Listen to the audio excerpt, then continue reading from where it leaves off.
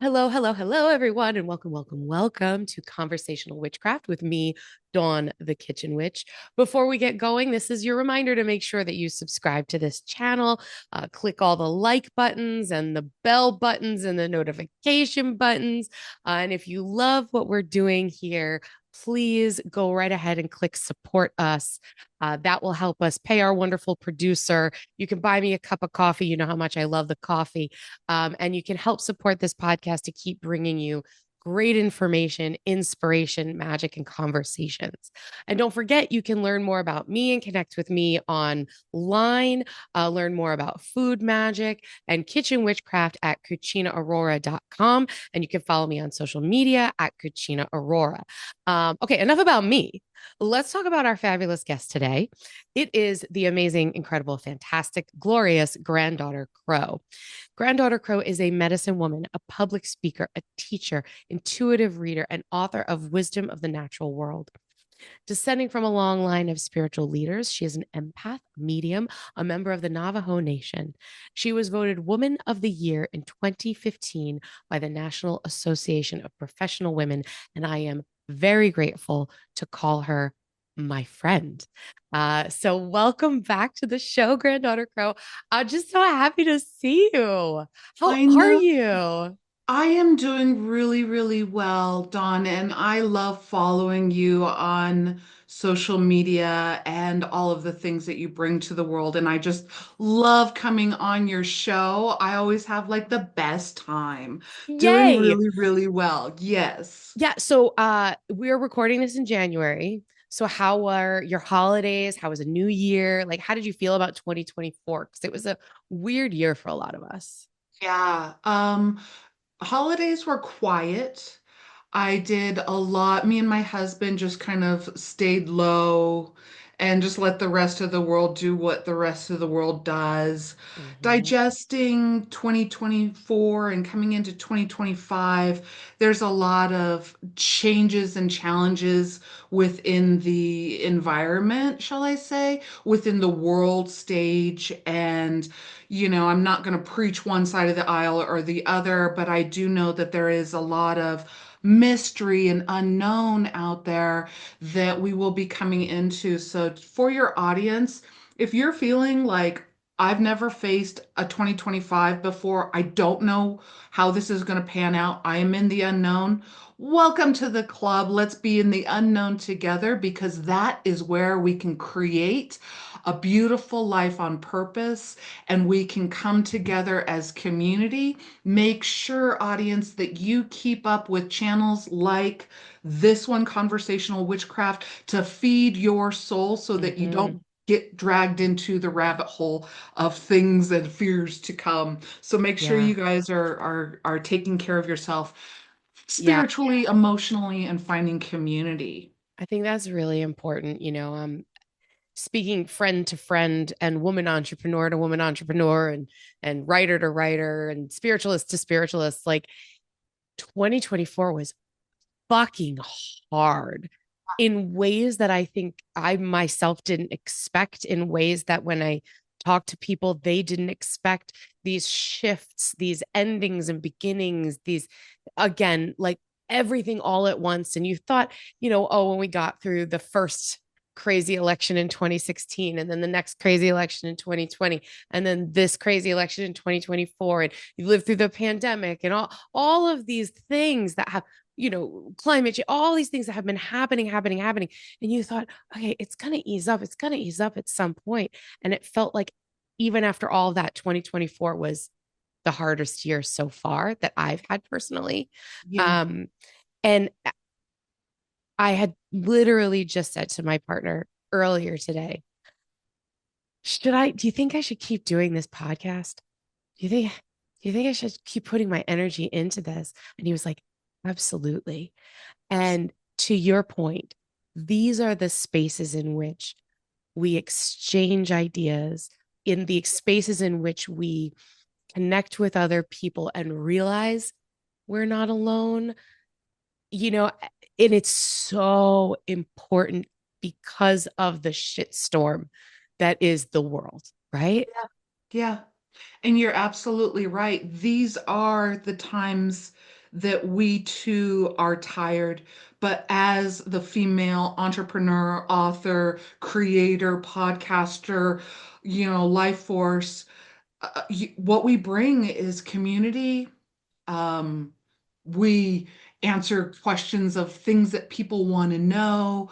I love your guests and I love you, and but this is when you're needed. So maybe that's why Spirit was came through me and was like, and Dawn, keep your podcast because we need you now.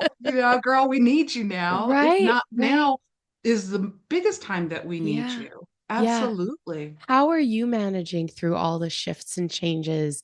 I always say that, whatever's happening in the world or cosmically or energetically around us or politically or just all the, everything else, the best thing that I can do is be the best version of myself. Yes. I can be kind, I can be generous, I can just keep doing what I'm doing with joy, goodness, and gratitude. And hopefully that will create a ripple effect. Yeah. What do you do in your own personal practice to maintain spiritual, emotional, and mental equilibrium during times like this? It's really interesting because I take time to pause. Mm, I take time to pause, even if it's just for 2 seconds, 3 seconds. It's the world is coming at me.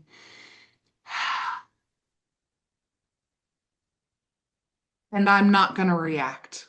mm, I am going to not be reactive. mhm. I am going to go, wow, this is a tornado, or wow, this is beautiful, because there still is beauty, and wow, this is whatever it is, and then go, and how do I want to respond if I do? I don't want to react, but I do want to be proactive. Mm, And when I feel that the world is coming at me, I go ahead and I'm like, I'm going to go down this little rabbit hole and take notes on how it makes me feel, because I can guarantee the next time I get on a call, a session, a one-on-one with somebody, they probably are experiencing similar energy. And this way, I don't just like holier than thou go, oh, you'll get through it. Why don't you pray and meditate? I'm right. like, oh, girl, I know, I'm like, I Yes. too. So let's light candles every single night. I have been lighting a tea light candle every single night when the sun goes down. I'm here in sunny, not California, but I'm here in sunny Colorado. We get a lot of sun and snow and sun. But every single night, every single night when the sun goes down, for over a year now, Wow. I light a candle. It takes me less than a minute. I light it and I say, I pray for the people. Wherever they're at, may they find light in their darkness. May they find courage in their fear. May they find wisdom in their trial. May they find health in their illness, whatever it is. And a lot of times I'll be talking to some people and I'll write their name down on a list. And I'm like, I light a candle. Would you like me to light you a candle every night this week? They're like, yes, please. Yeah. And I had somebody do that for me. I said, oh, I've got to go to the eye doctor and I don't like to go to the eye doctor. And they're like, can I light a candle for you? I got to feel what that feels like. Yeah. That there's a consciousness out there, an action, a spirituality, a focus for me. Yeah. And I got filled with so much like community. Mm, So people, if you want, I am lighting a candle and I will continue to do that every single night when the sun goes down. And so it goes down, if we want to do it across the nation, around the yeah. world, what if we were to do that? And when you do it, if you decide to do it, or maybe you just do it every once in a while, but you just go, Granddaughter Crow's lighting a candle, I'm going to join that energy. Yeah. And let's light this world back up, because sometimes it's really hard to continue a spiritual practice. Sometimes all you need to do is light a candle, keep that Yeah. going. Simplicity, I think especially in times of stress and change and chaos, when we can touch just for a moment that spiritual path, or just for a moment that light energy, just checking in, like you said, the pause, bringing awareness, and then being able to take that awareness and spread that, whether it is lighting a candle or saying a prayer, or, there's so many ways that you can just take a second and check in. And like you said, that sort of raises the consciousness. I want to say something about, you said, I'm lighting a candle for the people. May they find light in their darkness. What you said was for the people, not for these Yes. kinds of people, not for people like me, not for my friends, not for people I love, for other human beings. I That's think it. so much of the chaos in the world is often about not recognizing that everyone is a human being, and that Yes. everybody's going through a shitstorm, even the people that are causing the shitstorm. Yes. These people are also confused, afraid, angry. All of that comes from darkness, right? Yes. How do Yes. we help those people? Yep. This is how we do it. That's exactly right. And, honestly, that consciousness comes to me from being from a bloodline of spiritual leaders.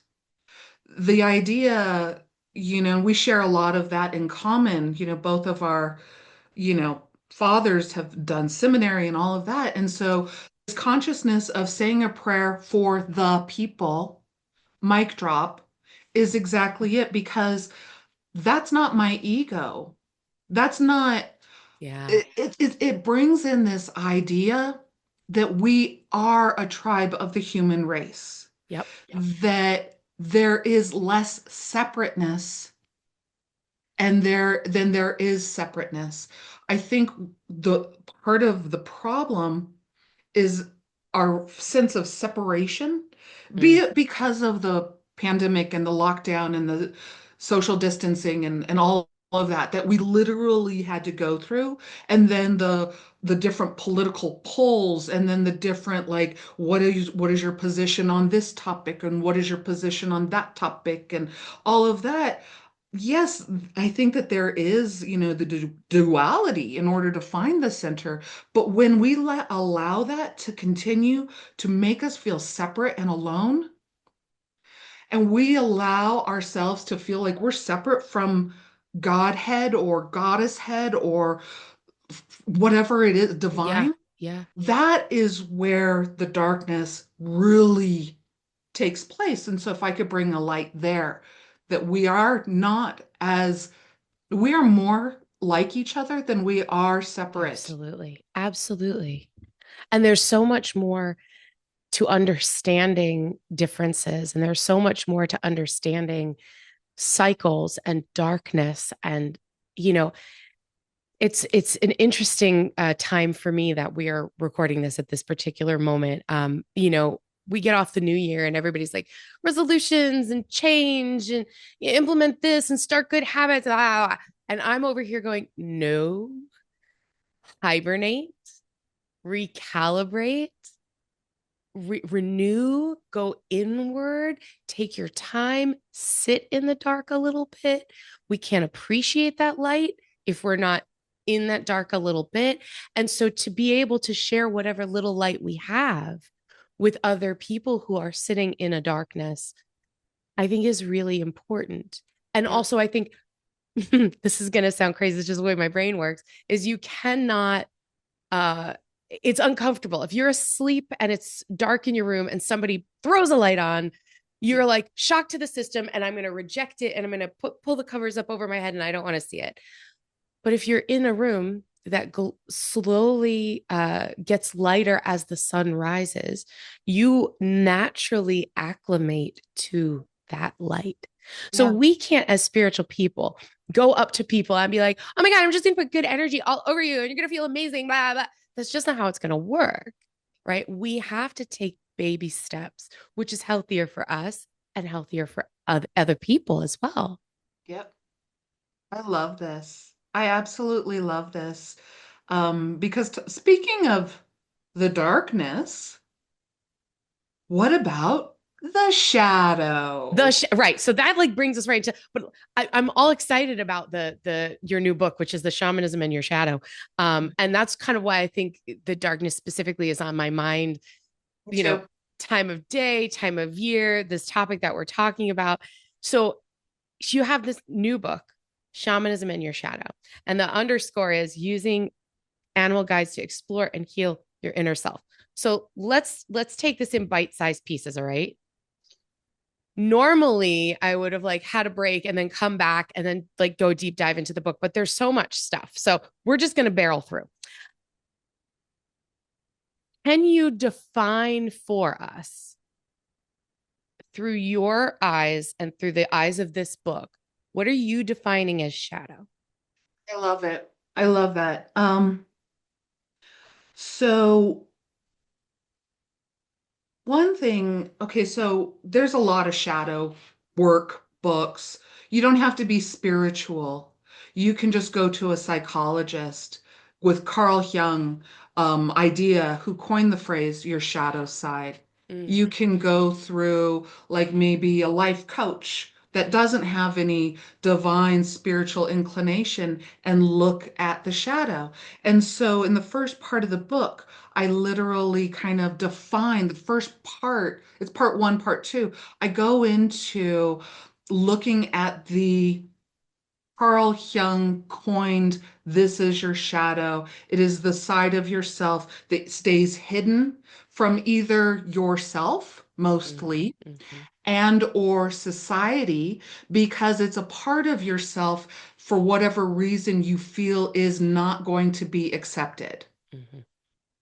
and that it will be silenced and you will be ostracized. So I look at it from that point of view, but then I also look at it from my own personal point of view, which is where did that shadow come from? And I explore the idea of trauma, those times in our life where the the bitch in me had to stand up and fight for my life. Yeah, Right? she's Yeah. part of my shadow, and yet what was she doing here? I was in a bad situation or whatever. And and then I kind of look at it from another point of view, which is the shamanistic point of view, which takes into consideration the natural world, the wisdom of the natural world. Right. And I look out there and I'm like, how does that define a shadow? Well, Yeah. now there's no more evil. That's the devil side of me. That's the witchy bitchy side of me. That's the part that is not accepted. And it takes it less away from, oh, I gotta hide, and more into the shadow is a part of the experience. When a light hits something, a shadow is cast. And so Right. it is with me. It is organic. It is Yes. nothing to be ashamed of. Yes. It is something that can be embraced, and when we embrace it, then we embrace more of ourself and where we came from. So that's the difference that this book brings. That's the compliment. This is pretty cool, right? Because I'm familiar with shadow work in terms of witchcraft. I'm familiar with shadow work in terms of going to therapy for like 100 years, right? I am the biggest proponent of therapy. And all of that is looking at the dark parts of yourself, figuring out why you react or act this way. What are you ashamed of and bringing it to light? However, I have never thought of it literally. What is shadow? Well, Yeah. I'm looking out into my yard right now, and because of where the sun is, there's a shadow on my lawn in the backyard simply because of the cycle of the daytime, the alignment of the sun with the earth. It doesn't make it good or bad. This Right. part is in the light and this part is in the shadow for the moment. And tomorrow it will be opposite in the morning because of where the light is. The light will be in the back and the shadow will be in the front.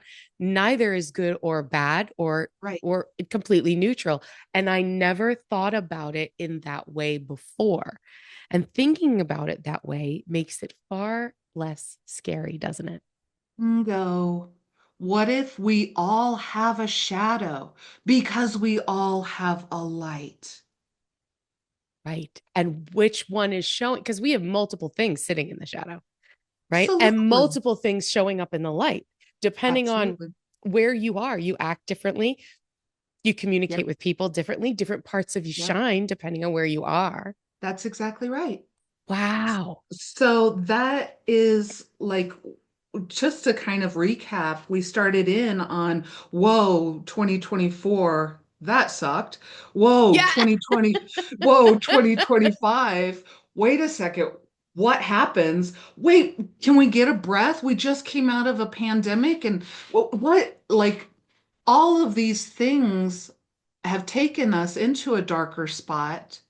So why not write a book about the shadow? Yes. So I did. Right. And it's awesome. It's awesome. And I love how this is how we are going into this conversation, defining shadow, because often it is, like you said, the bits that there's shame usually attached to that. Yes, there is. And in this particular instance, it does not feel shameful in any way, shape, or form. Right.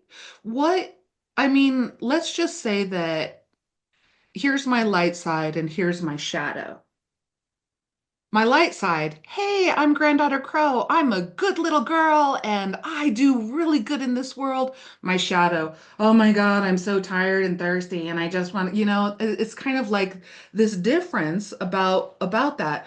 But let's say that my shadow is like, can you get me some water? Can you like I'm so exhausted. Can you give me a break? But my light side won't hear it because I'm ashamed that I'm not evolved enough or I'm not enlightened enough to always be on top of my game. So I'm not listening to my shadow because I'm ashamed of it, right? This is just a scenario. Let's You're say, like speaking to my heart right now. Okay, you get that, right? yeah, let's say you're not ashamed. You're Right. not ashamed. Boom. Now I can take care of myself. Now I can go, I am not superwoman, but I do super things. I get to relax. I get to have an inner child fit. I get to go, not today. I get to feel all those feelings. Why? Because I'm human, because this is the human experience.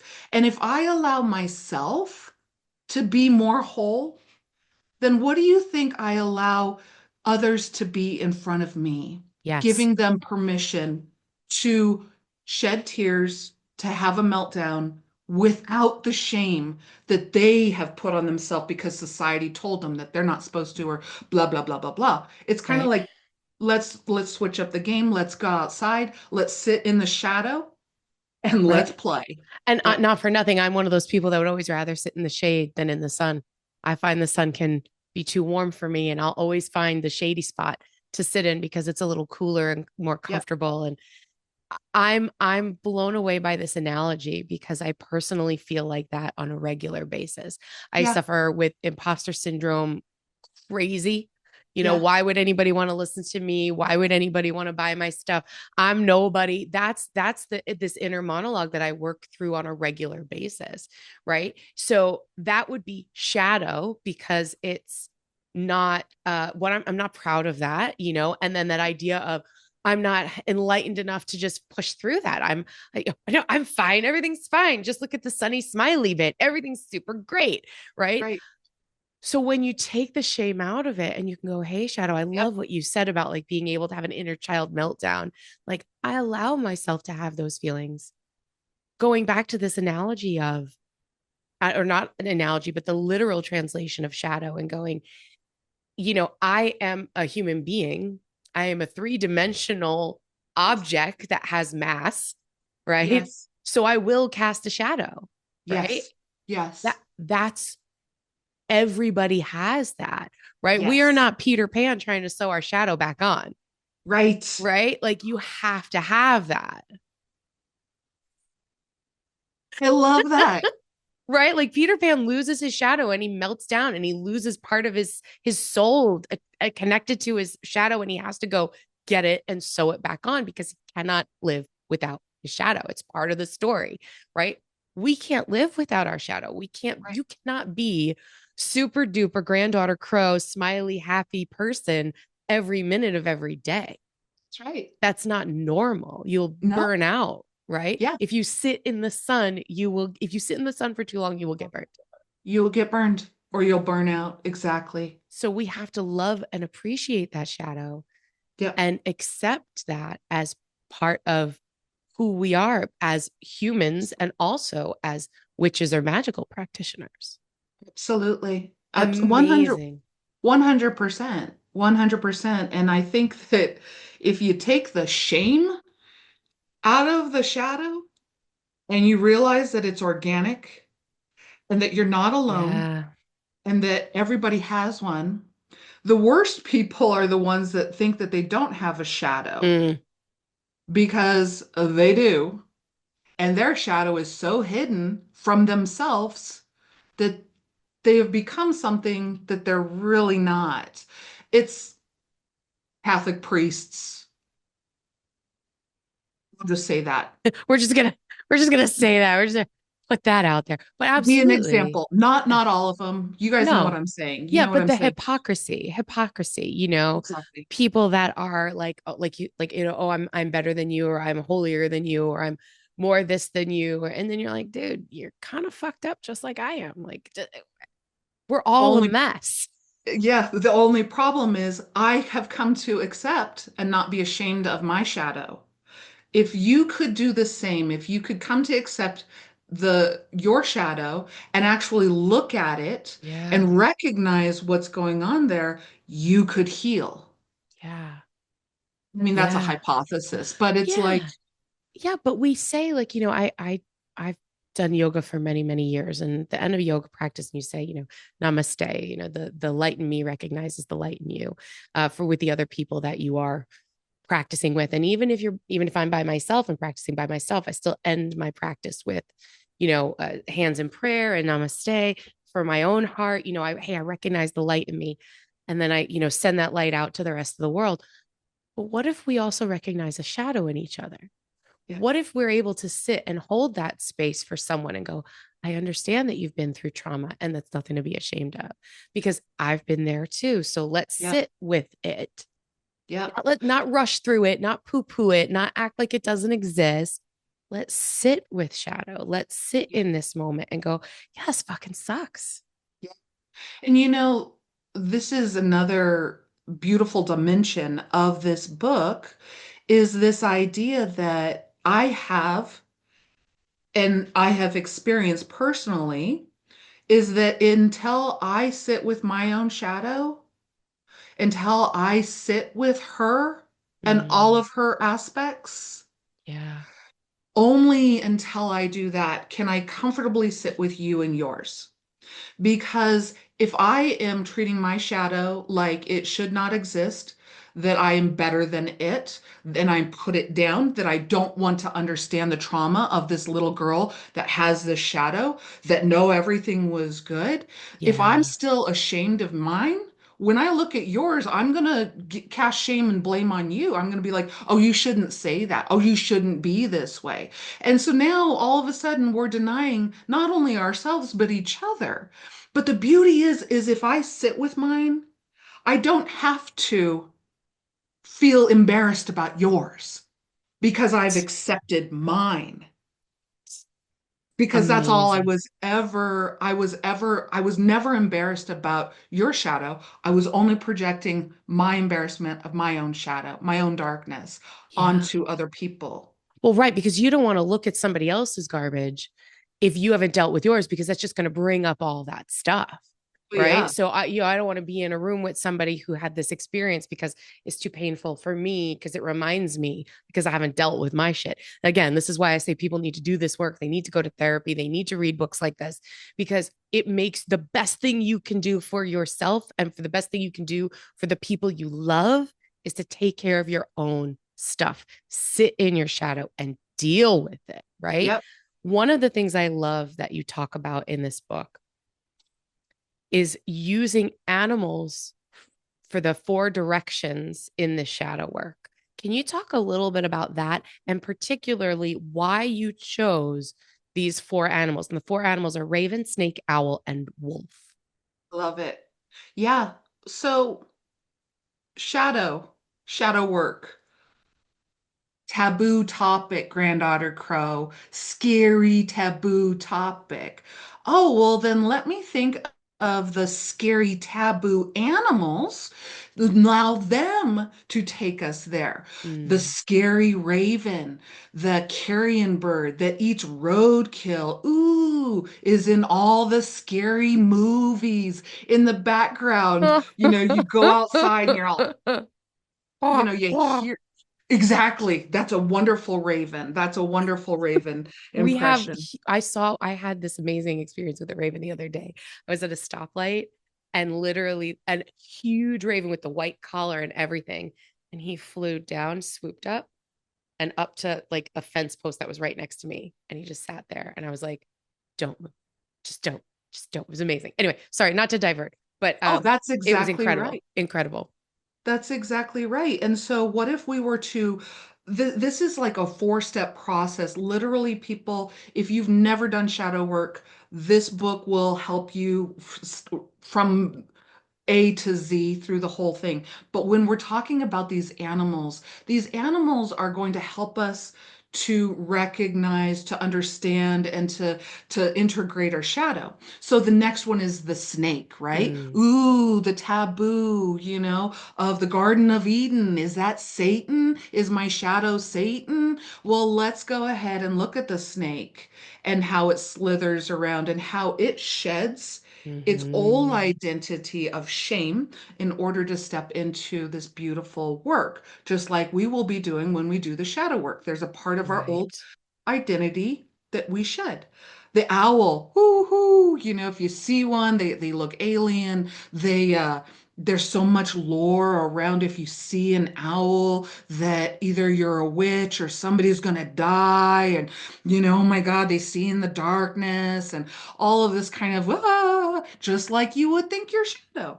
But when you allow that animal to take us into the darkness, to begin to see the unseen world Mm, within your life and work with the owl to do that through this guided meditation. Each of these have a meditation, yeah. an exercise, all of it. So they walk us through. And so then you have, oh, I don't know, the big bad wolf, though, they're going to blow your house Yeah. down. Yeah, yeah, yeah. Let's work with the big bad wolf and realize that actually the wolf comes together in unity, in clan, in, Hmm. a pack. Yeah. And In community. I mean, wolves, these, for me, these animals don't feel, and I'm sure there's a lot of witches out there, they don't feel scary at all. These are like my favorite animals, owls. I have a kinship, wolves, obviously, like these, but they, oh, I like, even as a kid, I can remember watching like movies where, oh, the big bad wolf, there was always like a scene. I remember this so vivid. I remember watching like Disney's Beauty and the Beast, and she's in the enchanted wood, and the all the wolves are going to attack her. And I remember being a kid and being like, wolves don't act like that. They don't just attack you for no reason.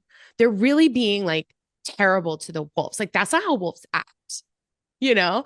And I'm I love like, it. right, right. But I think these animal spirits being able to tap into them and allow them to guide you.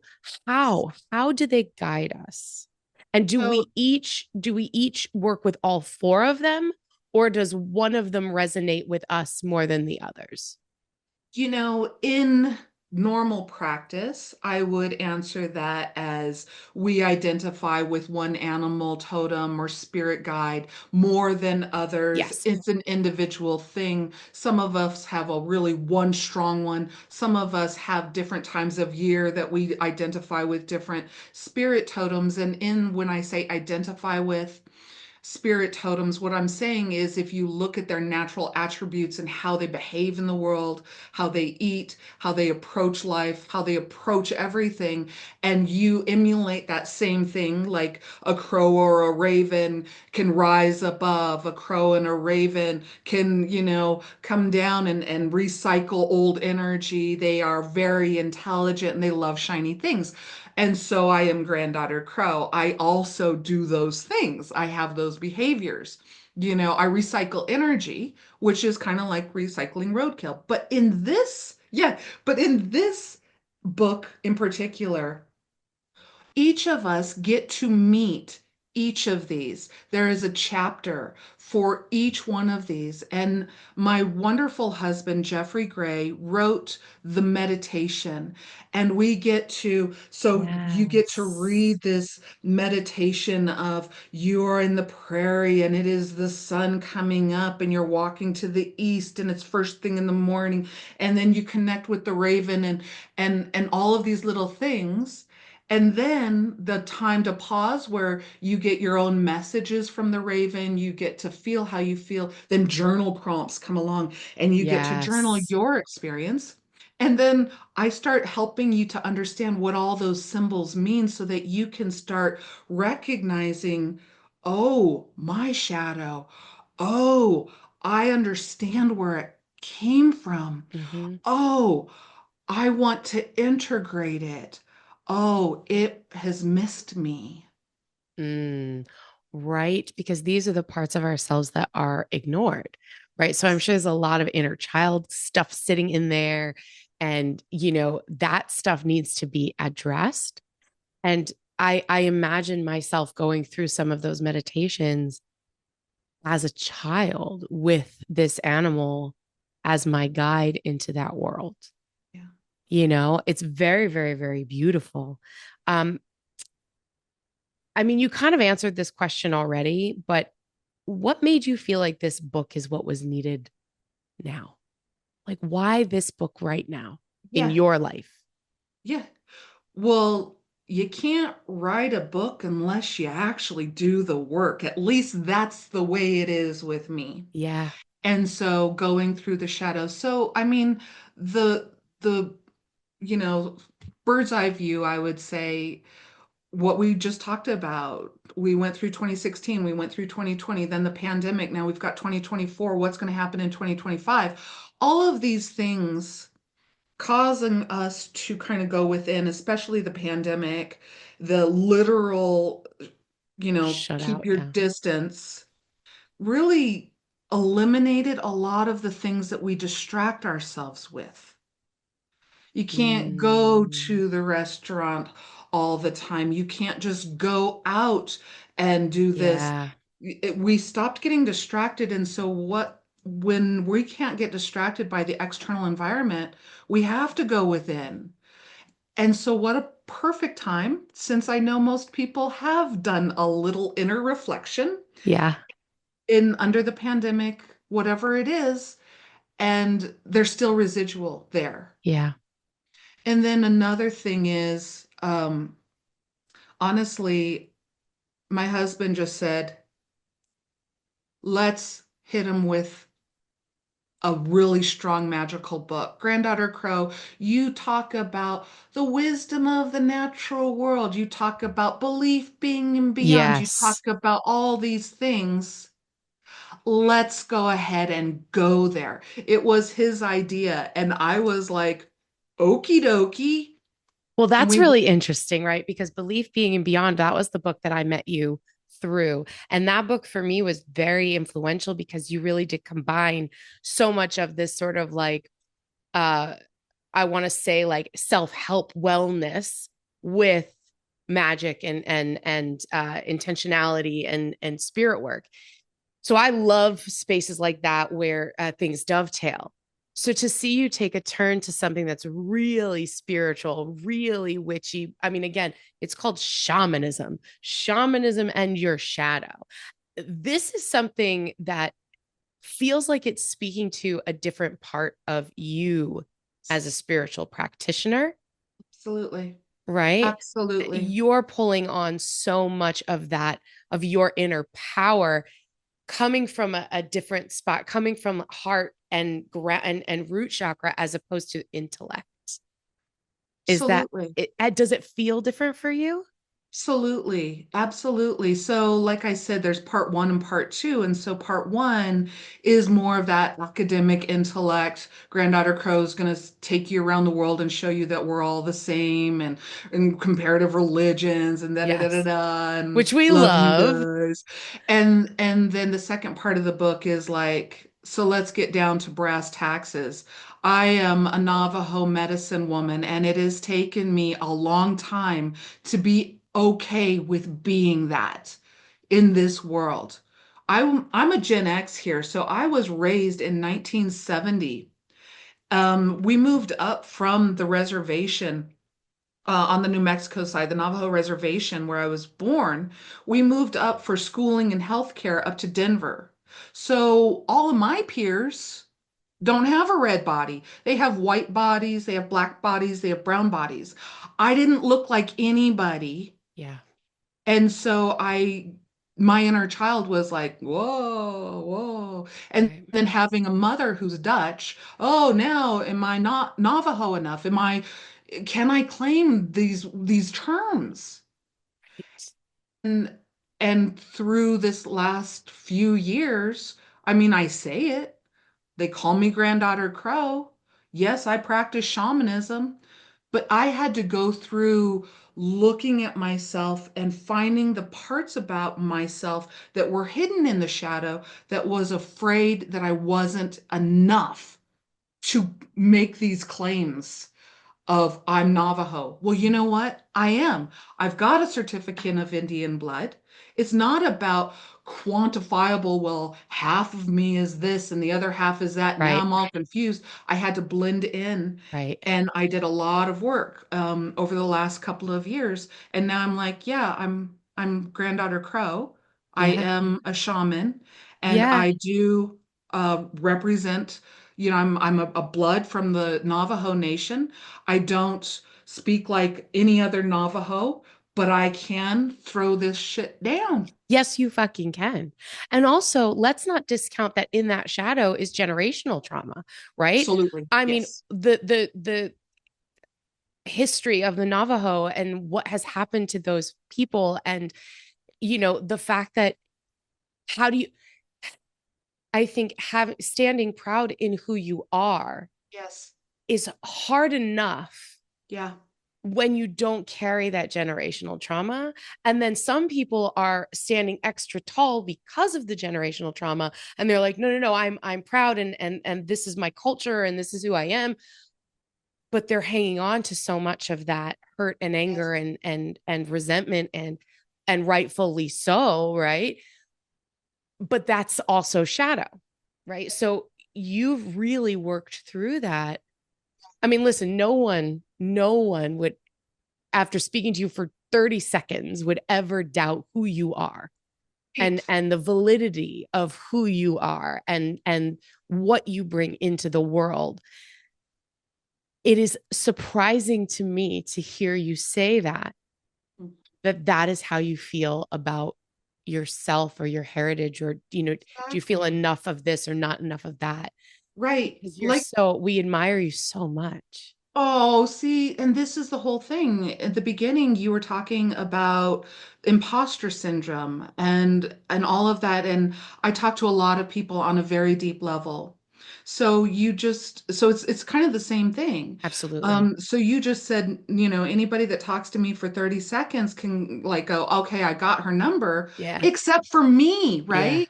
Yeah. And the only way that I can actually see myself is through my shadow work. That I'm like, oh, Mm. that's where that shame came from. Oh, that's what I was trying to live up to. Right. Oh, that's what made me feel like I was not enough. And they're just little messages, but I found all of those Yeah. little messages in doing shadow work. Is there one of these shadow animals that speaks to you? Obviously the raven, right? Because you're granddaughter crow. Right. Is there any of these shadow animals that are as strong for you as raven, or that you were surprised to spend time with that energy and learn something new about yourself? Um, I like definitely crows and ravens. My husband, definitely a wolf. I love owls. Yeah. You know, on the top of my magical box, I've got a snake. Mm-hmm. You know, so I would say that the beauty around working with each of these, it's kind of like each of them is going to show you a little bit something different. Mm. The raven's going to show you how to rise above. The snake is going to show you how to shed your skin.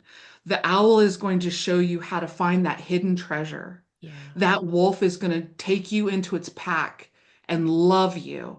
So they each have their own beauty. But did I find something a little bit different about how they spoke to me? Yeah. Yes, I did. And if I reread the book in a year, they would say something different because Oh. they are connected to me. They are my shaman. Mm.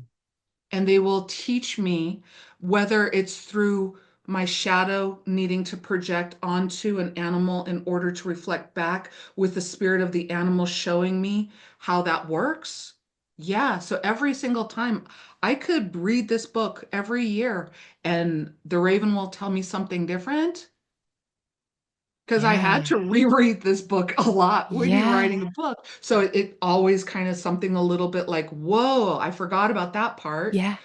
and then fall asleep and the raven comes and it's like, whoa, I forgot about that aspect. Wow. And walking with these animals as a support really kind of makes you feel less alone and that they've got, you know, that raven will go after whatever and that wolf isn't going to let somebody mess with you and you know, all of that kind of stuff. There's a protection around working with these guys. Well, sure. And once you have that sort of connection with that spirit of that animal, you will feel them with you all the time. And so those are the creatures that are sitting with you in the shadow.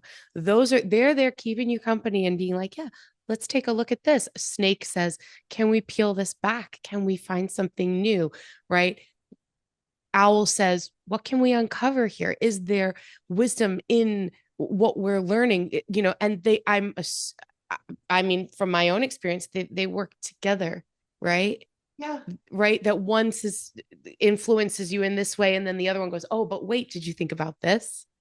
That's exactly it. And, you know, we're getting into a lot of how, you know, I'm just kind of off the cuff talking about how I work with the animals. People, if you've never worked with an animal guide in your life, this book will walk Yeah. you step by step how to do that and carry their wisdom with you. I also wanted to say, like, this isn't a book that forces you to be a shaman. Like, I'm not like, okay, here's my cult. Let's all go shaman now. Right. This is right. This will complement any spiritual practice Yeah. without dissuading or breaking down another spiritual practice. If you don't have a spiritual practice and you stumbled on this show because you Googled shadow and here we are, Right. people. You know, if you don't even have one and you work with your psychologist, pick up the book and it walks you through. And it walks you through the wisdom of how the natural world is showing us that our shadow is organic Yeah. and that our shadow might miss us a little bit. And that Yeah. maybe part of what we're hiding is this idea of, am I Navajo enough and I can't tell anybody that because that could blow Granddaughter Crow out of the water because we love her because she's Navajo. And now she doesn't know. So should we, you know, all of that just falls off. And I'm just Right. like, yay. Well, the other thing too is, and I want to ask you this, I think people get worried about the word shaman or shamanism. I think they think it's shamanism being too big of a thing for them, or well, that's for a certain culture, and I shouldn't be exploring that because I am not of that culture. Can you just speak to people that might have a concern about those things? I love that you asked that, Dawn. Thank you so much because I get it. People are a little bit more sensitive to cultural appropriation, especially for Indigenous red bodies and First Nation. Okay, shamanism, just because we have medicine people in tribes, the word shaman did not originate from the red body. Mm-hmm. And I go over that in this book. Mm-hmm. It's like the Tungusic period of Asia, and then it's Mm-hmm. shifted and then it's morphed, and now we use it as a blanket term to talk about individual practitioners who work with the natural world of the culture and environment that they are living in organically. So you can have a Brazilian shaman, Mm-hmm. you can have a Norwegian shaman, you can have a witchy shaman. You can, so it's a concept that it kind of is like when people say, "Oh, I took karate." Really, did you Right. take karate or did you take tai chi Did you or learn a martial art? did you learn a martial art? It's like this Right. blanket term. Right. And so you're not going to, I bet if you go back far enough, even in the European cultures, you're going to find that one crazy woman who is out there with her weeds and making these potions and talking to the trees. And now we call that witchcraft, we call it paganism, but I also think that's shamanism. Right. Because it's about relating to the natural world. It's Yes. about finding deep connection, meaning, and understanding. I always feel like the shamanism, and I could be completely wrong, but I always feel like that term is really about interpreting the messages from the natural world. Like I'm a Yeah. witch and I work with the natural world, but I can't always be an interpreter of, you know, I've been having these crazy experiences with hawks in my backyard. We had two giant hawks sitting together in the backyard, and then another today. Like there, it's been quite a bit. I can't interpret that, right? I'm like, oh my God, hawks in my yard. It's got to mean something. It's got to mean something. But I have trouble with what does that mean? So I always say that shamanism, in my understanding, is about that interpretation and understanding and finding the medicine of that meaning. I love it because, yeah, to me, it's almost like, oh, yeah, I do that, but I've done that my whole life, so it's natural. But Mm-hmm. yeah, it is we are the intermediary Mm-hmm. between the wisdom of the natural world and Mm-hmm. what it means and how to interpret all of that. And of course, people, I want you guys to feel comfortable. I know we just blew over this huge topic of shamanism in like 5, 10 minutes. Yeah, I know.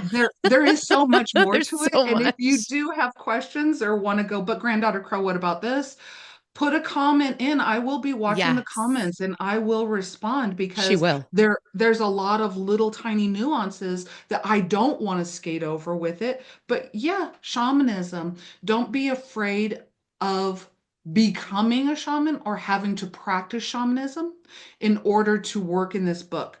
Yeah. Because let me tell you who the shaman of this book is: the raven, the snake, Oh, yeah. the owl. And this book will help with what Don just talked about, the interpretation. That's Yeah. where I come in to help you to interpret what these are saying to you in your journal. Yeah. And it's really fantastic. Shamanism and your shadow, using animal guides to explore and heal your inner self by Granddaughter Crow. So as she said, we're going to put all of your links. Tell us about your links, where to buy the book, where to follow you online, and then we're going to put those in the notes. Where are we going to find you? Absolutely. It's pretty simple, people. All you need to do is remember Granddaughter Crow. That's all you need to do. So www.granddaughtercrow.com. That's all the things I offer, one-on-one sessions, blah, blah, blah, blah, blah, where you can get my book. If you want to follow me on social media, at Granddaughter Crow. That's it. That's it. That's it. And it's like literally, we could talk about this forever because you are so fantastic. You are literally one of my favorite people. I am, and this is out now. So this is out now, February 2025. So we are get it now. It's brand new. It's super exciting. You could be starting the year 2025 working with these animals to really understand your shadow and working with them to dig into all that shadow stuff in the dark time of the year, which is nice because now is the time of the year where you should be doing this kind of work, you know. All right, last question. You know the last question. I do. I've Have you been been thinking about prepared? this. Okay, so the last question Yeah. is Yeah. if you could have me cook you one magical meal, what would it be and why? I think about this and I watch her show often and I'm Oh, you're always like, so oh, I sweet. should have said that. No, oh, I should have said that. It's really, let me just see. I would love fettuccine Alfredo. Fettuccine Alfredo. You know, that's not an Italian dish. Oh, then I Did would you know love that? the Did you know it's an pro Americanized dish? And if you go to Italy, you can't find it anywhere. So, but I would make it for you because it's derivative of a cacio e pepe, which is that's what I want. a Roman dish that is made with a little pasta water, pecorino romano, a little olive oil or butter, and that's it. There's no cream in it whatsoever. And I want it right now. It's like the best macaroni and cheese you've ever had in your life. And I make it with a shit ton of garlic. You're not I love supposed to. garlic. You're not supposed to. But that's how I make it. That's how I make it. And it's heavy and like you literally cannot do anything. You have to just sit on the couch with your giant full belly of cacio e pepe and just you know the feeling where you're like, oh, that it's amazing. It's That's what I comfort want. in a bowl That's what I want. for your shadow. We bring the shadow and we make her like this really cozy, creamy pasta dish and we feed her and make her feel loved, right? Yes. We all need that right now. Yes, we do. We really, really do. Like, it's working with your shadow is just the best thing that you can do for others. It's the best thing you can do for yourself and the best thing you can do for others. Granddaughter Crow, thank you so much for being here. I heart you so big. Hmm. And I'm Same. so, so grateful for all of your love and support. And when she says she will comment, she will comment. She comments on everything that I post. So, and I'm always like, oh, she's so sweet. So, really, reach out to her online, follow her on social media, buy this book, Shamanism and Your Shadow. It's amazing. You're amazing. I heart you so big. I love you so much. Thank you for being here. And yeah, thank you so much. And until next time, everyone, I wish you all the gratitude, all the blessings. Thank you so much. And we'll see you next time.